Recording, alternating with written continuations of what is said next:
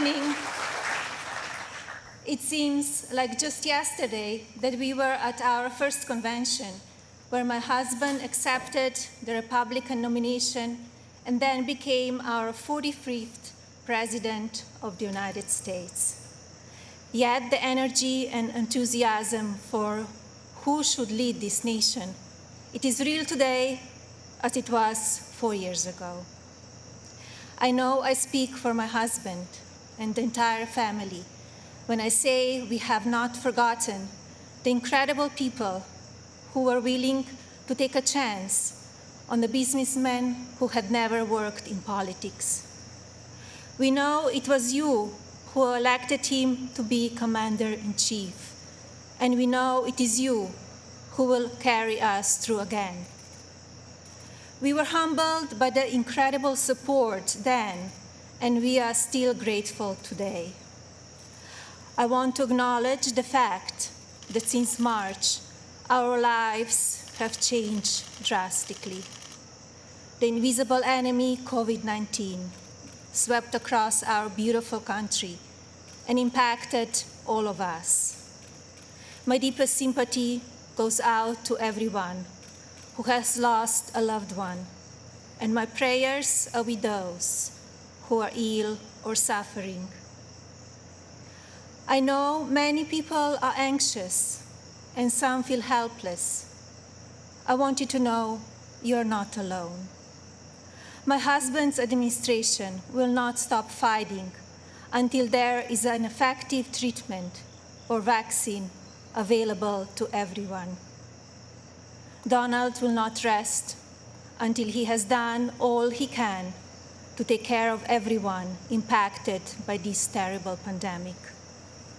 I want to extend my gratitude to all of the healthcare professionals, frontline workers and teachers who stepped up in these difficult times. Despite the risk to yourselves and your own families, you put our country first, and my husband and I are grateful. I have been moved by the way Americans have come together in such an unfamiliar and often frightening situation. It is in times like this that we will look back and tell our grandchildren that through kindness and compassion, strength and determination, we were able to restore the promise of our future. Businesses stepped up and volunteers stepped in.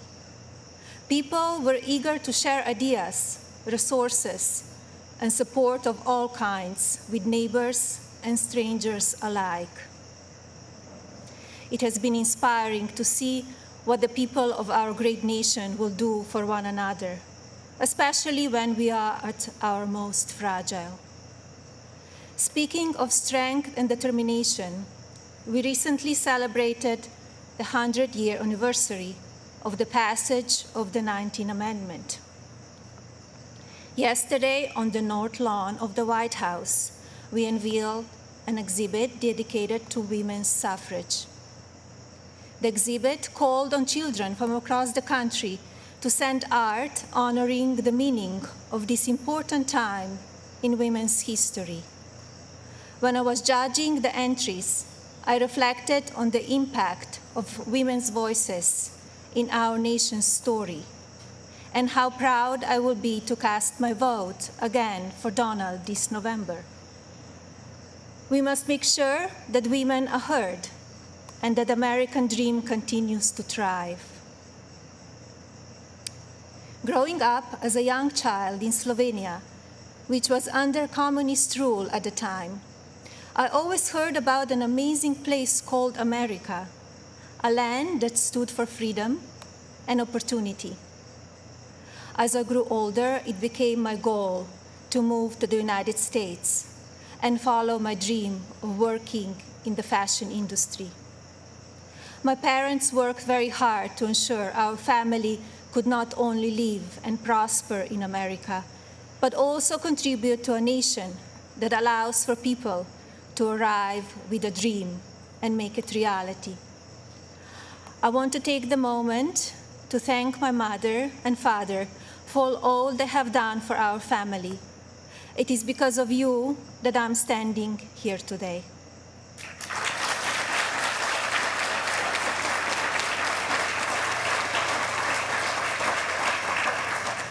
I arrived in the United States when I was 26 years old. Living and working in the land of opportunity was a dream come true, but I wanted more. I wanted to be a citizen.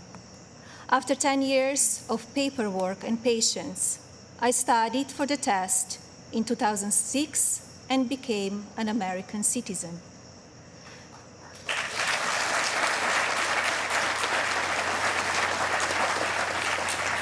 It is still one of the proudest moments in my life because with hard work and determination, I was able to achieve my own American dream.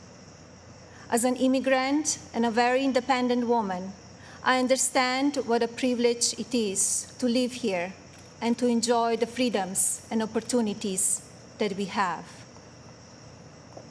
As First Lady, I have been fortunate to see the American dream come true over and over again. I have met many inspiring women, children, parents, and families who have overcome life-changing issues that include addiction, homelessness, family members who are ill or have passed away, abuse of all kinds, and many other challenges that would make most people give up. The past 3.5 years have been unforgettable. There are no words to describe how honored, humbled, and fortunate I am to serve our nation as your First Lady. After many of the experiences I've had, I don't know if I can fully explain how many people I take home with me in my heart each day. From brave soldiers who give up so much so that we can be free, to children of all circumstances who I have met around the world. Thank you for inspiring me. It is my greatest honor to serve you. When I speak to members of the military, despite sacrificing time with their families, experience the fear of war or suffering loss, they have no regrets about serving our country. The same goes for their families and the families of first responders who often watch their loved ones walk out the door, not sure if or when they will come home. When I speak to families who have lost someone, the pain mixed with pride I hear in their voices is something I think about often. So thank you to all who serve our country in the military and as first responders. And thank you to the families who wait for them. You are our heroes in your own right. I have also been moved by the many children and families I've spent time with at hospitals, schools, and other locations around the world. Children who are dealing with pain or illness that would break even the strongest adult. Parents who are grateful to wake up every day and see that their child is still alive. These families are a testament to what faith and medicine, strength and science can do. On my first international trip as First Lady, my husband and I visited places of great significance to the three major religions: Islam, Christianity, and Judaism.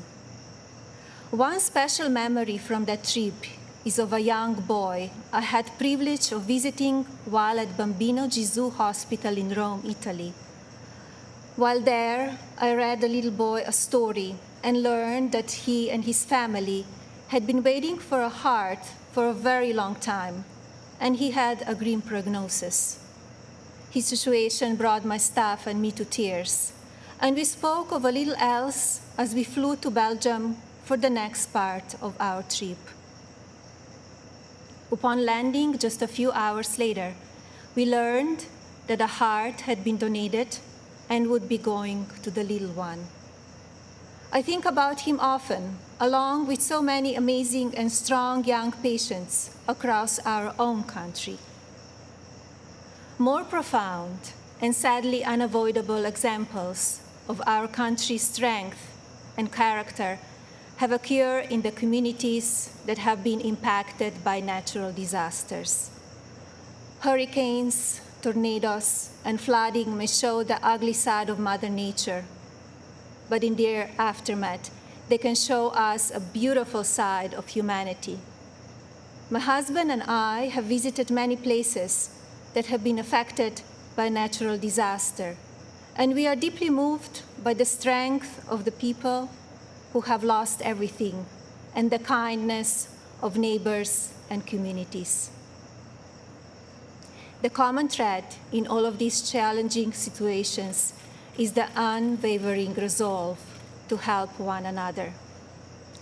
I recognize the stories I just told about people who survive extraordinary circumstances. But Donald and I are also inspired by the millions of Americans who wake up each day with a simple yet courageous goal of providing for their families and keeping them safe. You are the backbone of this country.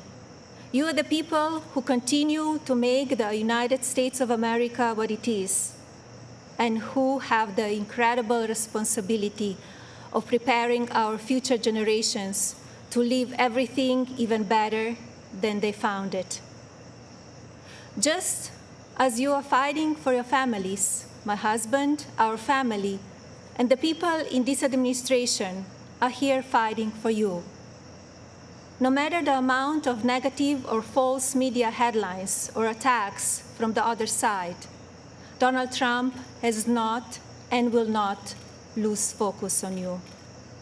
He loves this country, and he knows how to get things done. As you have learned over the past 5 years, he is not a traditional politician. He doesn't just speak words.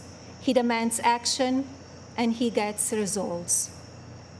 The future of our country has always been very important to him, and it is something that I have always admired. In fact, it is to help ensure a better future for our next generation that I launched Be Best, my initiative to help children achieve their fullest potential. Be Best has one simple goal: teaching youth about the importance of their well-being, both mentally and physically. This also includes understanding online safety and the dangers of opioid and drug abuse. Through Be Best, my office and I have been able to highlight people, programs, and organizations that are doing extraordinary things in our country and around the world. I continue to believe that by shining a light on these positive examples, others across the country and globe will become inspired to do their part for our next generation. Helping children is not a political goal. It is our moral imperative. When I think back to a defining moment of Be Best, my mind goes to a trip I took to Africa. On that vast and beautiful continent, I was able to visit the countries of Ghana, Malawi, Kenya, and Egypt. One of those visits, in particular, had a profound impact on me. Ghana, on the coast of West Africa, was the first stop on my trip, and I experienced firsthand its warm people and their traditions. While there, I visited the Cape Coast Castle and learned more about the beginning of a cruel and often deadly journey in the era of the slave trade. I was horrified when I listened to the guide tell me so many inhumane stories, and I gained new perspectives. It is time in our history we must never forget, so that we can ensure that it never happens again. Like all of you, I have reflected on the racial unrest in our country. It is a harsh reality that we are not proud of parts of our history. I encourage people to focus on our future while still learning from our past. We must remember that today we are all one community comprised of many races, religions, and ethnicities.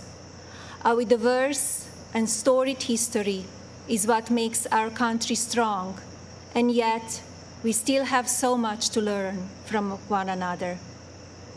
With that in mind, I like to call on the citizens of this country to take a moment, pause, and look at things from all perspectives.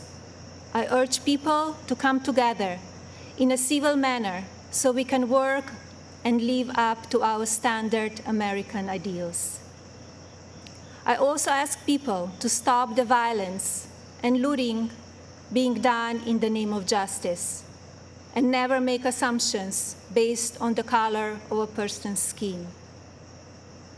Instead of tearing things down, let's reflect on our mistakes, be proud of our evolution, and look to our way forward. Every day, let us remember that we are one nation under God, and we need to cherish one another. My husband's administration has worked to try and effect change when it comes to issues around race and religion in this country. He is the first president to address a special session of the United Nations General Assembly to call upon countries across the world to end religious persecution and honor the right of every person to worship as they choose. He has made substantial investments in our historically Black colleges and universities. This president also continues to fight for school choice, giving parents more options to help their children flourish. My husband knows how to make a real change. From the day that I met him, he has only wanted to make this country the best it can be. For many years, I watched him grow concerned and frustrated, and I'm so proud to see the many things he has done in such a short time. America is in his heart.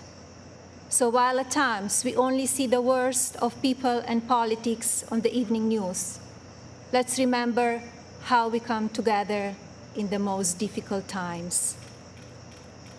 And while debate rages on about issues of race, let's focus on the strides we have made and work together for a better tomorrow for everyone.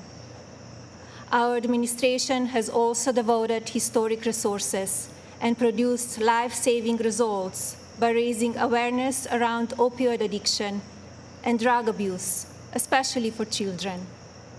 When so often the headlines are filled with gossip, I want to take this moment to encourage the media to focus even more on the nation's drug crisis. This disease is one that affects everybody.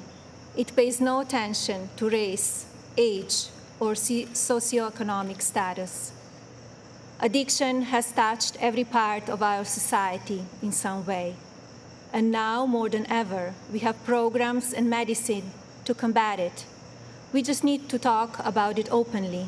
And you, the media, have the platforms to make that happen. To the media industry and as a country, I ask that we all commit to helping in our fights against drug addiction by talking about it even more. Especially as we battle the COVID pandemic, we need to remember that suicides are on the rise as people who are struggling with loneliness and addiction feel they have nowhere to turn. Parents, please talk to your children. Teachers and caregivers, pay attention to signs of addiction. Lawmakers, pass legislation that allows those who ask for help to do so safely and without fear, and to provide resources for organizations that help people impacted by addiction. When the stigma is removed, people will no longer be ashamed to ask for help, and lives will be saved. And if you are struggling with addiction, there is no shame in your illness. Please seek help. You are worth it. In my next 4 years as First Lady, I will continue to build upon the best and work with individual states to pass legislation to take care of our most vulnerable. I plan to continue the work I have started with children in foster care, as well as the minority communities and tribal nations. I want to ensure children are being protected and communities have the resources needed to combat drug addiction and child neglect or abuse. Like my husband and the administration, I will continue to encourage education that supports a child's individual needs. It is vital that children are given the building blocks to succeed. I also look forward to continue my work to restore the People's House, which is a lasting symbol of pride for our nation. I believe this iconic home needs to be cared for and preserved so it can be enjoyed by the people of this country and visitors from around the world for years to come. I'm passionate about this beautiful house, the grounds, and all they represent. And now, I have a special message for the mothers of this country. This modern world is moving so fast, and our children face challenges that seem to change every few months. Just like me, I know many of you watch how mean and manipulative social media can be. And just like me, I'm sure many of you are looking for answers how to talk to your children about the downside of technology and their relationships with their peers. Like every parent in this country, I feel there are so many lessons to teach our son and responsibilities as his mother, but there are just not enough hours in the day to do it all. I remind myself that I'm more fortunate than most and still have days that I look for wisdom and strength to do the very best I can for him. To mothers and parents everywhere, you are warriors. In my husband, you have a president who will not stop fighting for you and your families. I see how hard he works each day and night, and despite the unprecedented attacks from the media and opposition, he will not give up. In fact, if you tell him he cannot be done, he just works harder. Donald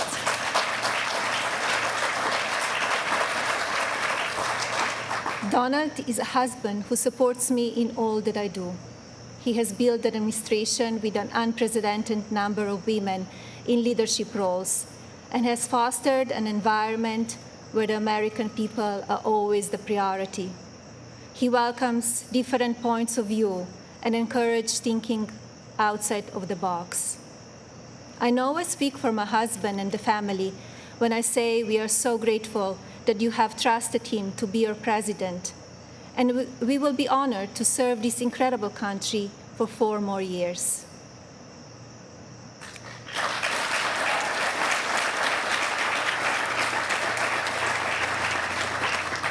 As you have heard this evening, I don't want to use this precious time attacking the other side, because as we saw last week, that kind of talk only serves to divide the country further.